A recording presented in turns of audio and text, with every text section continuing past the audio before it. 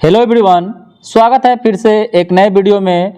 तो दोस्तों, आज के इस वीडियो में हम लोग इतिहास की प्रमुख घटनाएं एवं उससे घटित वर्ष देखेंगे। इस वीडियो में संपूर्ण इतिहास में जो भी घटनाएं जो एग्जाम में पूछे जाते हैं वही सवाल को कवर किया गया है। तो दोस्तों, इस वीडियो को लास्ट तक देखिए और कमेंट में ज़रूर बताइए कि दोस्तों आप लोग को ये वीडियो कैसा लगा। तो चलिए शुरू करते हैं। अगर आप लोग चैनल पर नए हैं तो चैनल को प्लीज़ सब्सक्राइब कर लीजिएगा और दोस्तों के साथ शेयर करना नहीं भूलिएगा। तो चलिए शुरू करते हैं आज के। तो सिंधु घाटी सभ्यता का जो सर्वमान्य काल जो माना जाता है, कब से कब तक माना जाता है? तो सिंधु घाटी सभ्यता का जो सर्वमान्य काल है वह 2500 से लेकर 1750 ईसा पूर्व तक माना जाता है। और सिंधु घाटी सभ्यता यह सिंधु नदी के किनारे उपजी थी, इसलिए इसको सिंधु घाटी सभ्यता नाम दिया गया। और इसके दो महत्वपूर्ण जो शहर खोजे गए थे, हड़प्पा और मोहनजोदड़ो। तो हड़प्पा की खोज 1921 ईस्वी में दयाराम साहनी के द्वारा और मोहनजोदड़ो की खोज 1922 में रखालदास बनर्जी के द्वारा किया गया था।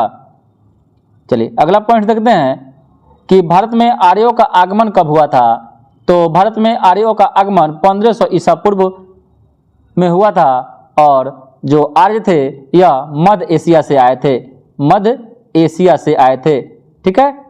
अगला प्रश्न है कि महावीर का जन्म कब हुआ था। तो महावीर का जन्म 540 ईसा पूर्व में हुआ था।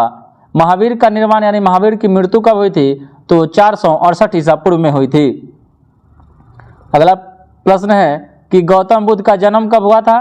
तो गौतम बुद्ध का जन्म 563 ईसा पूर्व लुम्बिनी नेपाल में हुआ था, कपिलवस्तु। जबकि गौतम बुद्ध का मृत्यु या महापरिनिर्वाण 483 ईसा पूर्व में हुआ था। कहाँ पर? तो यह कुशीनगर आपका उत्तर प्रदेश में। अगला प्रश्न है कि सिकंदर का भारत पर आक्रमण कब हुआ था।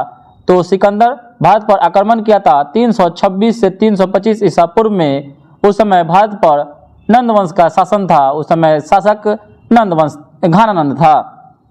अगला प्रश्न है कि अशोक द्वारा कलिंग पर विजय कब प्राप्त कर ली गई। तो अशोक द्वारा कलिंग पर विजय 261 ईसा पूर्व में प्राप्त कर ली गई। ठीक है। और उस समय कलिंग के राजा के साथ जो युद्ध हुआ था, ठीक है। और उस समय कलिंग की राजधानी कहाँ थी? तो तोसली थी। अगला प्रश्न है कि विक्रम संवत का आरंभ कब माना जाता है। तो विक्रम संवत का आरंभ 58 ईसा पूर्व में माना जाता है। अगर ऑप्शन में 58 न रहे और 57 दिया रहे, 57 ईसा पूर्व, तो आप लोग 57 ईसा पूर्व मारिएगा। अगला प्रश्न है कि शक संवत का शुरुआत कब हुआ था। तो ये 78 ईस्वी में हुआ था। 78 ईस्वी में हुआ था। शक संवत 78 ईस्वी में हुआ था, जो कनिष्क के द्वारा इसका शुरू किया गया था। और दोनों में कभी कभी आपसे पूछ जाता है कि दोनों में अंतर कितने वर्ष का है। तो 135 वर्ष का है। ठीक है। चलिए अगला प्रश्न है कि हिजरी संवत का शुरुआत कब हुआ था। तो यह 622 ईस्वी में हुआ था। मक्का से मदीना की यात्रा को हिजरी संवत के नाम से जानते हैं। फयान की भारत यात्रा कब हुई थी। तो यह 405 में आया था और 411 में गया था। 405 से 411 तक रहा। अगला प्रश्न है कि हर्षवर्धन का शासनकाल। तो हर्षवर्धन का शासनकाल 606 से लेकर 647 ईस्वी तक था। वेन-सांग की भारत यात्रा। तो यह 629 में चला, 630 में भारत पहुंचा और 645 में यहाँ से गया चीन और 647 में इसकी मृत्यु हो जाती है। ठीक है। तो हर्षवर्धन या वेन-सांग हर्षवर्धन के शासनकाल में आया था। आगे देखते हैं कि सोमनाथ मंदिर पर आक्रमण कब हुआ था। तो सोमनाथ मंदिर पर आक्रमण मोहम्मद गजनवी के द्वारा 1025 ईस्वी में किया गया था और मोहम्मद गजनी भारत पर 17 बार आक्रमण किया था। अगला प्रश्न है कि तराइन का प्रथम युद्ध कब हुआ था। तो ये 1191 ईस्वी में हुआ था, पृथ्वीराज चौहान और मोहम्मद गोरी के बीच में। इसमें चौहान जीत गए और गोरी हार गया था। जबकि द्वितीय युद्ध में गोरी जीत गया और चौहान हार गए 1192 ईस्वी में। कभी कभी आपसे पूछता है कि तराइन का तृतीय युद्ध, तो इसमें नहीं नोट डाउन किया गया है, आप लोग कर लीजिएगा। 1215 ईस्वी में हुआ था। खतौली का युद्ध 1518 ईस्वी में हुआ था। ये भी बात याद रख लीजिएगा। कुछ इसमें पॉइंट छूट गया है तो दोस्तों हम बता देंगे, आप लोग नोट डाउन करते चलिएगा। अगला प्रश्न है कि गुलाम वंश की स्थापना कब हुई थी। तो कुतुबुद्दीन ऐबक के द्वारा 1206 ईस्वी में। इसको दास वंश, मामलुक वंश और गुलाम वंश के नाम से जानते हैं। अगला प्रश्न है कि वास्को डी गामा का भारत आगमन कब हुआ था। तो यह 1498 ईस्वी में हुआ था। केप ऑफ गुड होप के रास्ते से होकर। अगला प्रश्न है कि पानीपत का प्रथम युद्ध कब हुआ था? तो यह 21 अप्रैल 1526 ईस्वी को हुआ था। 21 अप्रैल 1526 ईस्वी को हुआ था। ठीक है। अगला प्रश्न है कि पानीपत का द्वितीय युद्ध, तो यह 1556 ईस्वी में। अगला प्रश्न है कि पानीपत का तृतीय युद्ध कब हुआ था? तो पानीपत का तृतीय युद्ध 1761 में। अगला प्रश्न है कि अकबर का राज्यारोहण कब हुआ? तो यह 1556 ईस्वी में हुआ था। इसका जन्म 1542 ईस्वी में हुआ था। ठीक है। हल्दी घाटी का युद्ध कब हुआ? तो यह 1576 ईस्वी में अकबर और महाराणा प्रताप के बीच में हुआ था। अगला प्रश्न है कि दिन ए इलाही धर्म की स्थापना कब हुई थी? तो 1582 ईस्वी में। इलाही संवत की शुरुआत कब हुई? तो 1583 ईस्वी में अकबर के द्वारा चलाया गया था। अगला प्रश्न है कि प्लासी का युद्ध कब हुआ था? तो 23 जून 1757 ईस्वी को हुआ था। 23 जून 1757 ईस्वी को। अगला प्रश्न है कि बक्सर का युद्ध कब हुआ था? तो 22 अक्टूबर 1764 ईस्वी में हुआ था। अगला प्रश्न है कि बंगाल में अस्थायी बंदोबस्त की शुरुआत कब हुई? तो यह 1793 ईस्वी में हुआ था। अगला प्रश्न है कि बंगाल में प्रथम विभाजन कब हुआ? तो यह 1905 में लॉर्ड कर्जन के शासनकाल में हुआ था। लॉर्ड कर्जन के शासनकाल में। अगला प्रश्न है कि मुस्लिम लीग की स्थापना कब हुई थी? तो यह 1906 ईस्वी में हुई थी। आगा खां और सलीमुल्लाह खां के द्वारा किया गया था। ढाका में किया गया था। ठीक है। और उस समय गवर्नर जनरल लॉर्ड मिंटो द्वितीय था। अगला प्रश्न है कि मार्ले मिंटो सुधार अधिनियम कब आया? तो यह 1909 ईस्वी में आया था। अगला प्रश्न है कि प्रथम विश्व युद्ध की शुरुआत कब हुई? तो यह इसका शुरुआत 1914 से लेकर 1918 तक चला था। इसका तत्कालीन कारण था कि ऑस्ट्रेलिया के राजकुमार फर्डिनेंड की हत्या। अगला प्रश्न है द्वितीय विश्व युद्ध की शुरुआत, तो यह 1939 में हुआ और 1945 तक चला था। इसका तत्कालीन कारण था कि जर्मनी ने पोलैंड पर आक्रमण कर दिया था।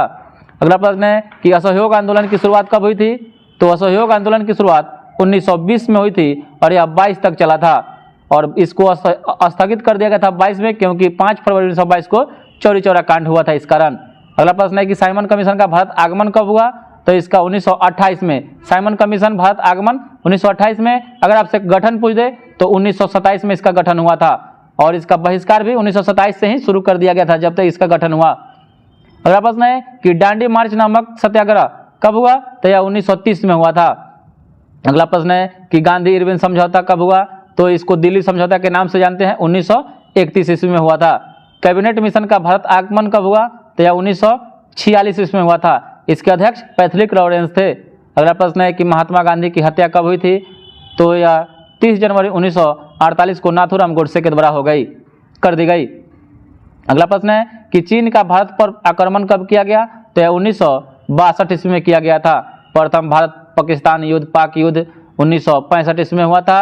अगला प्रश्न है कि ताशकंद समझौता कब हुआ? तो यह 1966 ईस्वी में हुआ था। अगला प्रश्न है कि तालीकोटा का युद्ध कब हुआ? तो यह 1565 ईस्वी में हुआ था। इसको राक्षसी तंग की द्वितीय आंग्ल मैसूर युद्ध, तो यह 1780 से 84 तक हुआ था, जबकि प्रथम आंग्ल मैसूर युद्ध 1767 से लेकर 1769 तक चला था। बात याद रखिएगा दोस्तों। अगला प्रश्न है कि तृतीय आंग्ल मैसूर युद्ध, तो यह 1790 से 1792 ईस्वी तक चला। चतुर्थ आंग्ल मैसूर युद्ध 1799 ईस्वी में टीपू सुल्तान की उसमें मृत्यु हो जाती है और चतुर्थ आंग्ल मैसूर युद्ध खत्म हो जाता है। अगला प्रश्न है कि कारगिल युद्ध 1999 में हुआ था। अगला प्रश्न है कि प्रथम गोलमेज सम्मेलन कब हुआ? तो यह 1930 ईस्वी में। द्वितीय गोलमेज सम्मेलन में महात्मा गांधी भाग लिए थे, यह 1931 ईस्वी में हुआ था और तृतीय गोलमेज सम्मेलन 1932 ईस्वी में। क्रिप्स मिशन का भारत आगमन कब हुआ? तो यह 1942 ईस्वी में हुआ था। क्रिप्स मिशन भारत में आया था कब? 1942 में। अगला प्रश्न है कि चीनी क्रांति कब हुई थी? तो यह 1911 ईस्वी में हुआ था। चीनी क्रांति का पिता किसको कहा जाता है? तो डॉक्टर सन्यात सेन को कहा जाता है। फ्रांसीसी क्रांति कब हुआ? तो यह 1789 ईस्वी में हुआ था।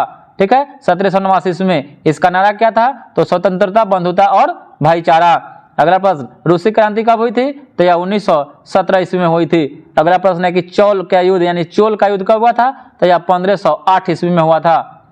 अगला प्रश्न है कि भारत पर चंगेज खां का आक्रमण कब शुरू हुआ?